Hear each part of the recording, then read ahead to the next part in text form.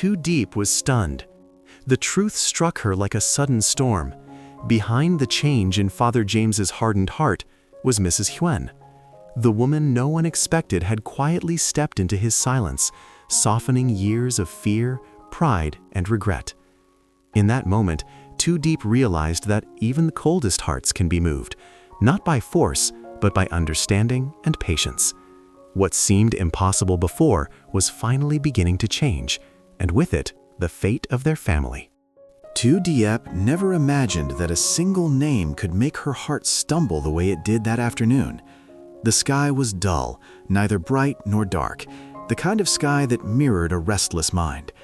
She was standing in the small courtyard, rinsing vegetables for dinner, when she overheard a quiet conversation drifting from the open window next door. Voices were low, careful, as if afraid of waking old wounds. Then she heard it, Mrs. Huyen. Her hands froze in the cold water. For a long time, Tu Diep had believed that Father James's heart was made of stone. He was the kind of man who spoke little but judged much, whose silence carried more weight than anger. To her, he was the wall that separated her from James, the reason love had become a battlefield instead of a shelter. She had blamed him, silently and stubbornly, for every tear she swallowed at night. Yet now, that name lingered in the air like a crack in that wall. Mrs. Huyen was not a stranger. She was a familiar presence in the neighborhood, a gentle woman who sold herbal tea at the corner every morning, who greeted everyone with the same calm smile, who seemed to carry patience in the way others carried worry. Tu Diep had never connected her to Father James, not once, and yet the way his voice softened when he spoke her name unsettled something deep inside Tu Diep's chest. That evening, as she walked home, the streets felt unusually long. Motorbikes passed, vendors called out prices, children laughed over nothing important. Life moved on in its ordinary rhythm, but Tu Diep's thoughts refused to settle. She replayed old memories, Father James's harsh words, his impossible demands, his cold refusal to accept her. What if there had been something else behind it all, something she had never seen? At dinner, Tu Diep barely touched her food. She remembered the nights James came home exhausted, carrying not only the weight of work, but also the invisible pressure of his father's expectations. She remembered how James once said, almost casually, "My father wasn't always like this." At the time, she hadn't asked more. Now she wished she had. The shock did not come like thunder. It came quietly, like rain soaking into dry soil. A realization began to form, fragile, uncertain, but impossible to ignore. If Mrs. Huen had truly changed Father James's heart, then perhaps the story Tu Diep had been telling herself was incomplete. And perhaps, without knowing it, she had misunderstood not only a man, but an entire lifetime of silent love. The next morning arrived softly, as if afraid to disturb the thoughts Tu Diep had carried through the night. The market outside her house was already awake, voices bargaining, baskets brushing against one another, the familiar music of everyday life. Normally, this was the sound that grounded her. Today, it only deepened her unease. Mrs. Huyen appeared at her tea stall as usual, arranging small glass cups with steady hands. There was nothing extraordinary about her, no elegance, no authority, just a quiet warmth that made people slow down when they passed by. Tu Diep watched from across the street, curiosity tugging at her like an unanswered question. How could someone so gentle influence a man as rigid as Father James? When Tu Diep finally gathered the courage to approach, Mrs. Huyen looked up and smiled, the kind of smile that felt like recognition rather than politeness. "You look tired, child," she said softly, pouring tea without being asked. "The heart works harder than the body, you know." Those words struck deeper than Tu Diep expected. She sat down, fingers wrapped around the warm glass, and for a moment, silence spoke louder than questions. Then, almost against her will, Tu Diep asked, "Do you know James's father well?" Mrs. Huen paused. The steam from the tea curled between them like memories rising uninvited. "I've known him longer than he knows himself," she replied gently. There was no pride in her voice, only patience. She spoke of a younger Father James, a man once full of laughter, before responsibility carved sharp lines into his face. She spoke of illness, of fear, of long nights spent wondering what would happen to a son if the father failed. "Some people love by building walls," Mrs. Huen said quietly. "They believe hardship is armor." Diep felt something shift inside her. She had always seen Father James's cruelty as rejection, never as fear disguised in control. Mrs. Huen explained how she had challenged him, not with arguments, but with questions, not with defiance, but with presence.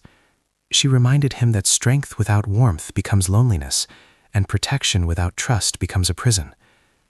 As Diep listened, the rhythm of the street faded. She began to see scenes from her own life reflected in these words. Parents who scold instead of comfort, elders who test love instead of blessing it, families who believe suffering is proof of devotion. How many times had she herself hidden pain behind silence, thinking endurance was the same as strength? When Diep stood to leave, her chest felt heavier, yet strangely clearer. She bowed slightly in gratitude. Mrs. Huen simply smiled and said, "Understanding comes late sometimes, but it comes when the heart is ready." Walking home, Diep realized the shock was no longer about Mrs. Huen alone. It was about the fragile truth that love often wears the wrong face, and that forgiveness begins with listening. The afternoon sky darkened sooner than expected, clouds folding over one another like unsaid words. Diep walked toward the old house near the ward office, each step echoing with doubt. Mrs. Huyen's voice lingered in her mind. Some people love by building walls. The thought followed her like a shadow, growing heavier with every memory of Father James' cold eyes and harsh decisions. The house stood quietly at the end of the narrow road, its paint peeling, its gates slightly open, as if someone had forgotten to guard what remained inside. Diep hesitated before entering. This place felt suspended between past and present, like many homes in everyday life, where time waits for hearts to catch up.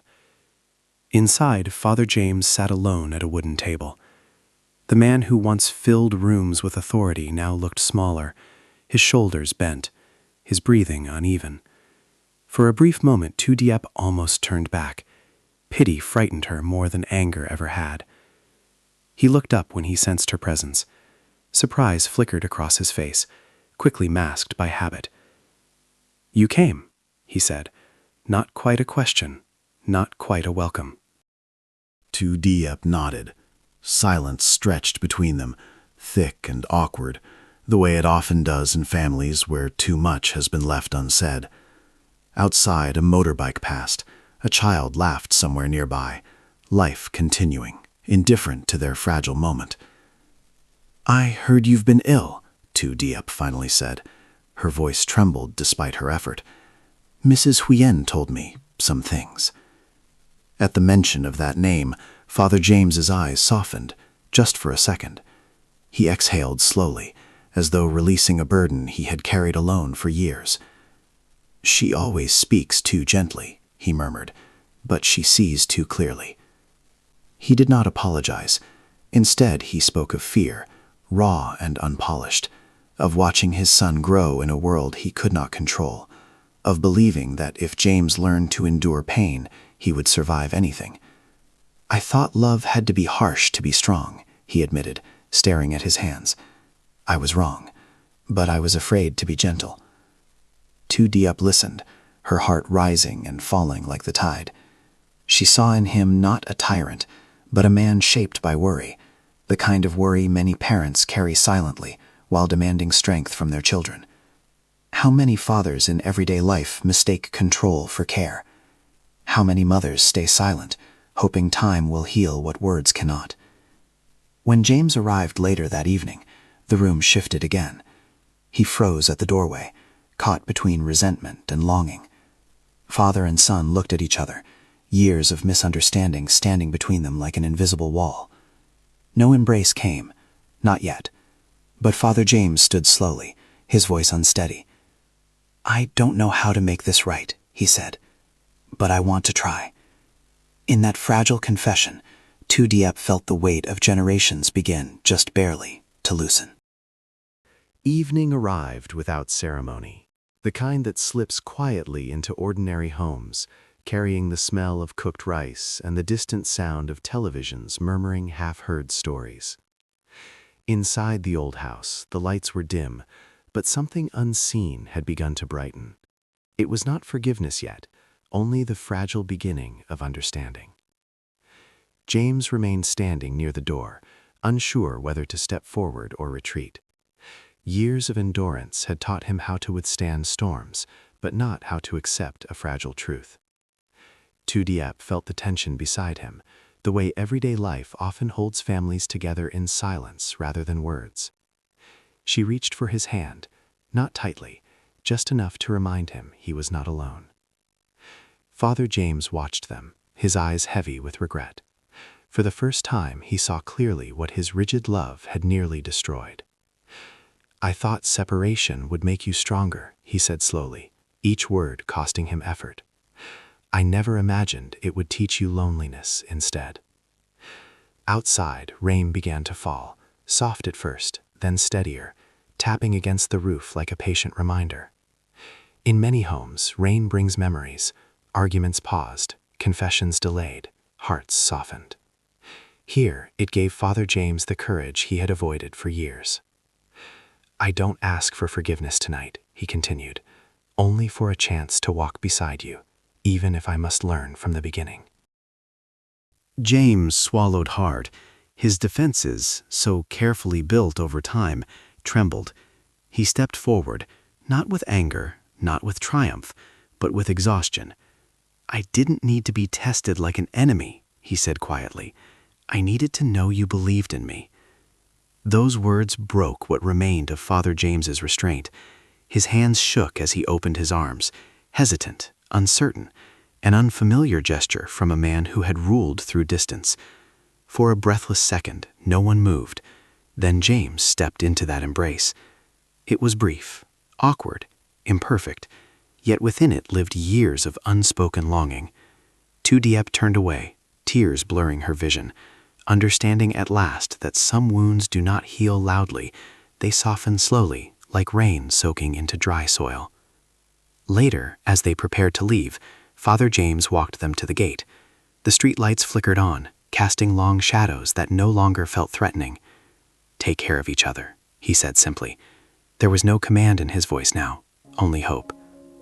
As Diep and James walked home hand in hand, the world felt familiar again. Wet streets, passing strangers, the quiet promise of tomorrow. Love had not erased the past, but it had changed its meaning. And sometimes, in everyday life, that is the truest kind of miracle. Life often teaches us that love does not always appear in gentle or familiar forms. Sometimes it hides behind silence, control, and even harshness.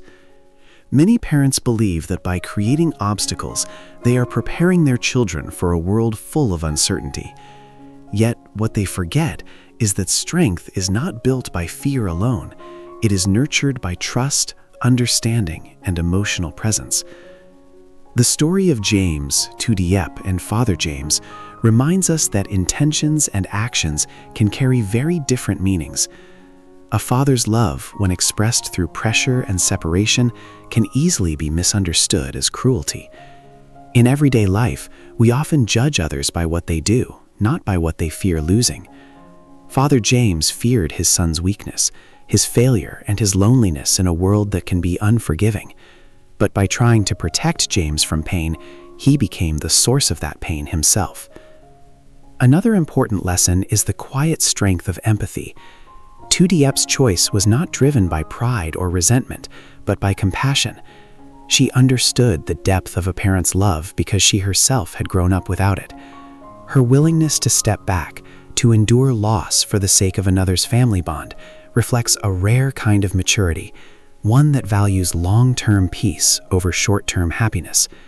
In daily life, such sacrifices often go unnoticed, yet they shape the moral foundation of who we become. The story also teaches us that reconciliation does not require perfection.